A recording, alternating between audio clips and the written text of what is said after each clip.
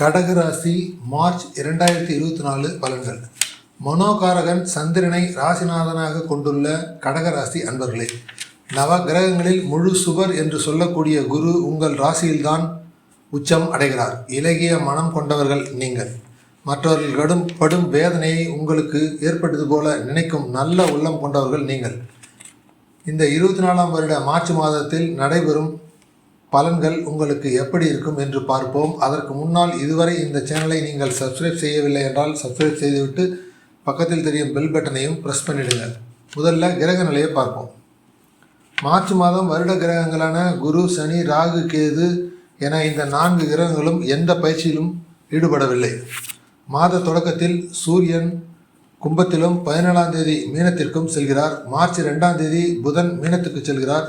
இந்த மாதத்தில் உங்கள் ராசிக்கு 9ஆம் வீடான மீனத்தில் ராகு, புதன், சூரியன் என 3 கிரகங்கள் கூட்டணி அமைத்துள்ளன. மார்ச் 14ஆம் தேதி செவ்வாய் கும்பராசிக்கு பெயர்ச்சடைகிறார். அங்கே ஏற்கனவே சனியும் இருக்கிறார். மார்ச் 8ஆம் தேதி சுக்கிரனும் கும்பராசிக்கு பெயர்ச்சடைகிறார். புதன், சூரியன், சுக்கிரன், செவ்வாய், சந்திரன் என அனைத்து கிரகங்களும் இந்த மாதம் பெயர்ச்சடைவதால் இதனால் கிடைக்கும் பலன்களை இப்பொழுது பார்ப்போம். குருவின் பார்வையால் உங்கள் ராசிக்கு 2ஆம் வீடு பலமடைகிறது. இனி உங்கள் குடும்பத்தில் மகிழ்ச்சி அதிகரிக்கும், பணவரவு நன்றாக இருக்கும். சொன்ன சொல்லை கடைபிடிப்பது உங்களுக்கு எளிதான காரியமாக இருக்கும். கணவன் மனைவி உறவில் சில சங்கடங்கள் இருந்தாலும் பெரிதாக எந்த பாதிப்பும் இருக்காது, நன்மையே நடக்கும். குருவின் பார்வை 4ஆம் வீடான சுகஸ்தானத்தில் விழுவதால் தாயாரின் ஆரோக்கியம் நன்றாக இருக்கும். வீடு, வண்டி, வாகன வகையில் உங்கள் ஆசைகள் அனைத்தும் நிறைவேறும். மாத தொடக்கத்தில் உடல் ஆரோக்கியம் சிறிது பாதிப்புகளை கொடுக்கும். ராசிக்கு 8ஆம் வீட்டில் சூரியன், சனி, புதன் இருப்பதால் இந்த நிலை. ஆகவே உடல் நல விஷயத்தில் சற்று கவனம் செலுத்துங்கள். சற்றும் எதிர்பாராத வகையில் உங்களுக்கு செலவுகள் ஏற்படும். எந்த தொழில் செய்வராக இருந்தாலும் இந்த சமயத்தில் தொழிலில் புதிய முதலீடுகளில் ஈடுபட வேண்டாம். அதையும் மீறி முதலீடு செய்தால் சில சிக்கல்களை நீங்கள் சந்திக்க நேரிடலாம். மாத தொடக்கத்தில் செவ்வாய் உச்சம் பெற்று 7ஆம் வீட்டில் இருக்கிறார்.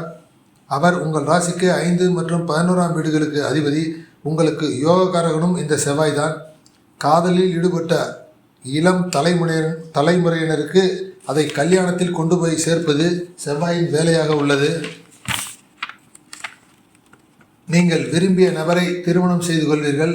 சுய ஜாதகம் மற்றும் தற்போது நடைபெறும் தசாபுத்தியை பொறுத்து உங்கள் திருமணம் நடக்கலாம். திருமணம் ஆனவர்களுக்கு மாத தொடக்கத்தில் கணவன் மனைவி உறவு சிறப்பாக இருக்கும். இந்த மாதம் முழுவதும் தொழிலில் ஒரு சீரான போக்கு இருக்கும். தர்மத்திற்கு எதிரான வகையில் நீங்கள் தொழில் செய்ய மாட்டீர்கள். மாத ஆரம்பத்தில் வியாபாரம் செய்பவர்கள் அதிக நன்மையை பெறுவார்கள். உங்களது நண்பர்களிடம் குறை கண்டால் அதை அவர்களிடமே சொல்லி திருத்துங்கள். அவர்களை பற்றி மற்றவர்களிடம் குறை சொல்லாதீர்கள். மாணவர்கள் படிப்பில் நல்ல முன்னேற்றத்தை காண்பார்கள். உயர்கல்வி மற்றும் வேலை சம்பந்தமாக வெளியூர் மற்றும் வெளிநாடு பயணம் செய்பவர்களது ஆசை நிறைவேறும். அரசு அதிகாரிகள், அனுபவசாலிகளின் ஆதரவினால் அதிக நன்மைகளை இந்த காலத்தில் பெறப்போகிறீர்கள். சென்ற மாதத்தை விட உங்கள் நிதி நிலைமை இந்த மாதத்தில் நன்றாகவே இருக்கும்.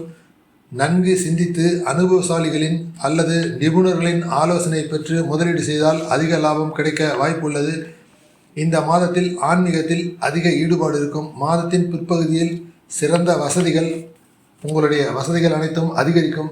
வீட்டுச் சூழலில் புத்துணர்ச்சியூட்டும் தருணங்கள் ஏற்படும். மார்ச் மாதம் மகிழ்ச்சி அதிகரிக்கும் மாதமாக உங்களுக்கு உள்ளது.